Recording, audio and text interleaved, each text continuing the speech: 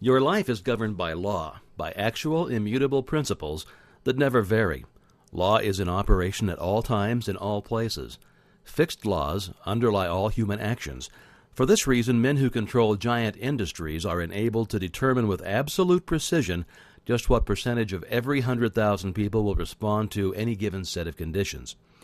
It is well, however, to remember that while every effect is the result of a cause, the effect in turn becomes a cause which creates other effects, which in turn create still other causes, so that when you put the law of attraction into operation, you must remember that you are starting a train of causation for good, or otherwise which may have endless possibilities. We frequently hear it said, "A very distressing situation came into my life which could not have been the result of my thought, as I certainly never entertained any thought which could have such a result." We fail to remember that like attracts like in the mental world, and that the thought which we entertain brings to us certain friendships, companionships of a particular kind, and these in turn bring about conditions and environment which in turn are responsible for the conditions of which we complain. Here is part 11. Inductive reasoning is the process of the objective mind by which we compare a number of separate instances with one another until we see the common factor that gives rise to them all. Induction proceeds by a comparison of facts. It is this method of studying nature which has resulted in the discovery of a reign of law which has marked an epoch in human progress. It is the dividing line between superstition and intelligence. It has eliminated the elements of uncertainty and caprice from men's lives and substituted law, reason, and certitude. It is the watchman at the gate that we mentioned in a former lesson. When by virtue of this principle the world to which the senses were accustomed had been revolutionized, when the sun had been arrested in his course, the apparently flat earth had been shaped into a ball and set whirling around him, when the inert matter had been resolved into active elements, and the universe presented itself wherever we directed the telescope and microscope full of force, motion, and life, we are constrained to ask by what possible means the delicate forms of organization in the midst of it are kept in order and repair. Like poles and like forces repel themselves or remain impenetrable to each other, and this cause seems in general sufficient to assign a proper place and distance to stars, men, and forces. As men of different virtues enter into partnerships, so do opposite poles attract each other. Elements that have no property in common, like acids and gases, cling to each other in preference, and a general exchange is kept up between the surplus and the demand. As the eye seeks and receives satisfaction from colors complementary to those which are given, so does need, want, and desire in the largest sense induce, guide, and determine action.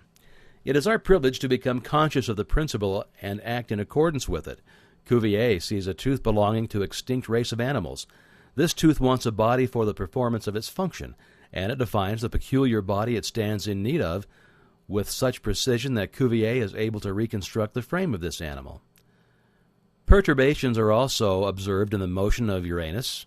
Leverrier needs another star at a certain place to keep the solar system in order, and Neptune appears in the place and hour appointed. The instinctive wants of the animal and the intellectual wants of Cuvier, the wants of nature and of the mind of Leverrier, were alike, and thus the results hear the thoughts of an existence. There is an existence. A well-defined lawful want, therefore, furnishes the reason for the more complex operations of nature.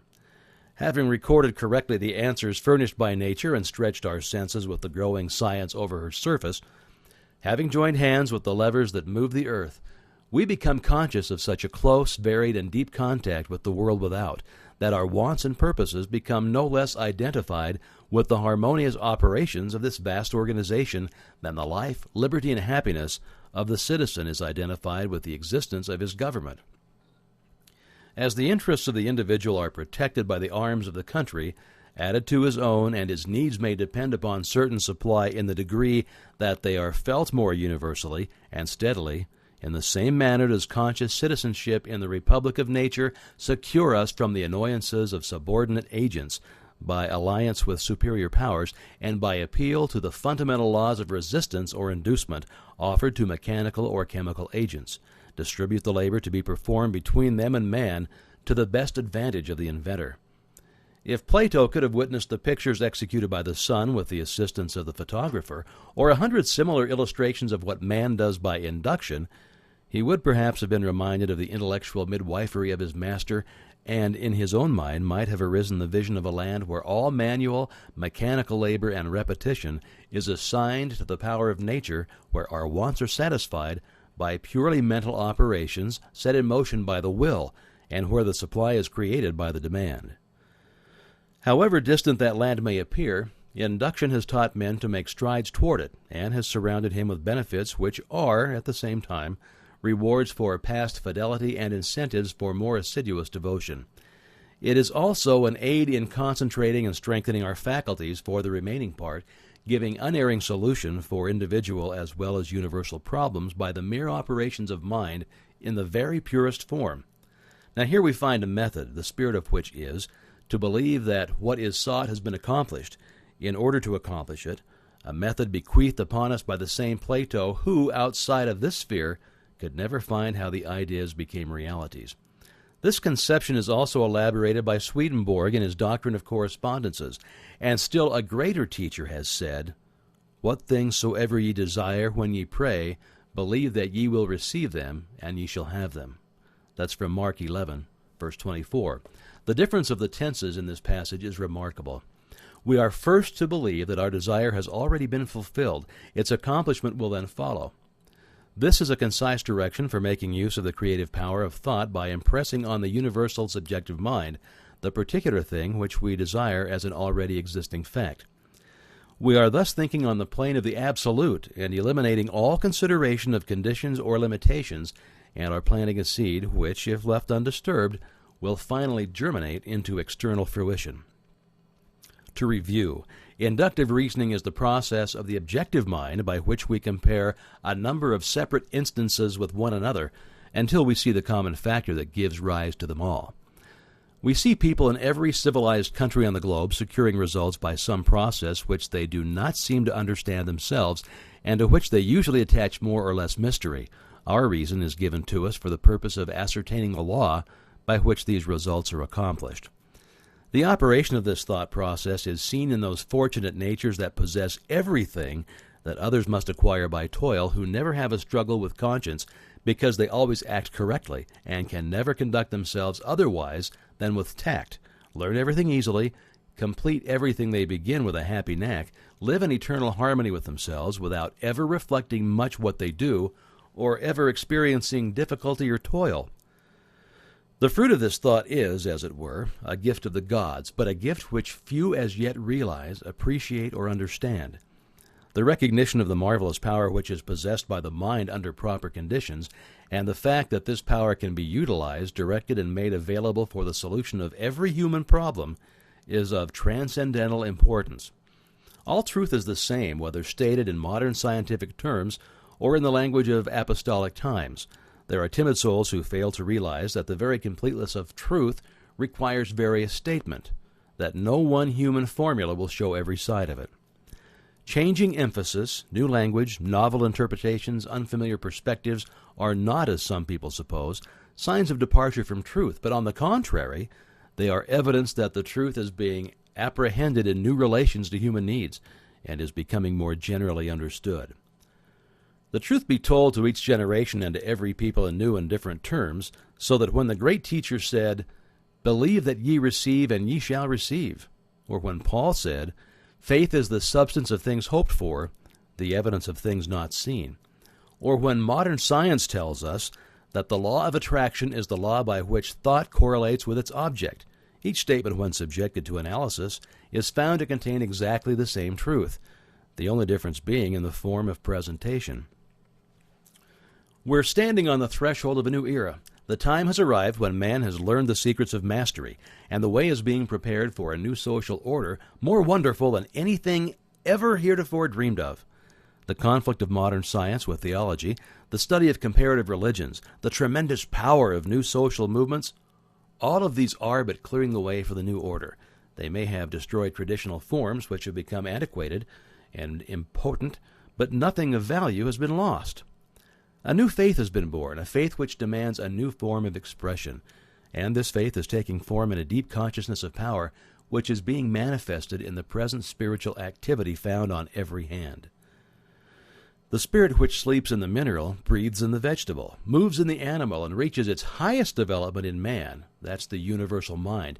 And it behooves us to span the gulf between being and doing, theory and practice, by demonstrating our understanding of the dominion which we've been given. By far the greatest discovery of all the centuries is the power of thought. The importance of this discovery has been a little slow in reaching the general consciousness, but now it has arrived, and it's already in every field of research. The importance of this greatest of all great discoveries is being demonstrated. You ask, in what does the creative power of thought consist? It consists in creating ideas, and these in turn objectify themselves by appropriating, inventing, observing, discerning, discovering, analyzing, ruling, governing, combining, and applying matter and force. It can do this because it is an intelligent creative power. Thought reaches its loftiest activity when plunged into its own mysterious depth, when it breaks through the narrow compass of self and passes from truth to the region of eternal light, where all which is, was, or ever will be, melt into one grand harmony. From this process of self-contemplation comes inspiration, which is creative intelligence, and which is undeniably superior to every element, force, or law of nature, because it can understand, modify, govern, and apply them to its own ends and purposes, and therefore possess them.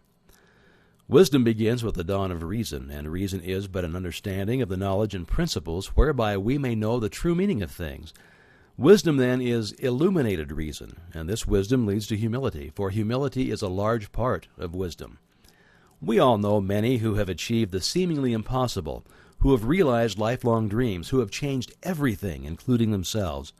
We have sometimes marveled at the demonstration of an apparently irresistible power, which seemed to be ever available just when it was most needed. But it is all clear now. All that is required is an understanding of certain definite fundamental principles and their proper application. For your exercise this week, concentrate on the quotation taken from the Bible. Whatsoever things ye desire, when ye pray, believe that ye receive them, and ye shall have them. Notice there is no limitation.